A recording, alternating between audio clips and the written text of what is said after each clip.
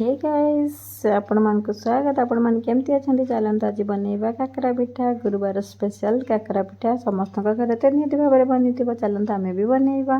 देखो नड़िया को भल भाव काटिकी भल भाव गोटे चीनी देकर भल भाव घाटिकी देखो गोटे नड़िया पूर बनई रेडी करदे। ये सुजी को घाटिकी आप अटा भी नहीं पारती। मुझे सुजी नहीं जेहेतु घर समस्ते सुजी बहुत भल पाते अटा रेट खाती तो मुझे सुजी बनई देती। देखो ए काकरा बनइबारे गढ़िबारे साहाय्य करुच्छे मत काकरा को भल भाव में सजेकरी सब रेडी करदेली। काकरा को सजेकरी भल भाव गोल गोल बनईकरी छाणीपा देखो केते सुंदर फुली काकरा जिते दलिकी करेंगे से भल फुल फ्रेंड्स।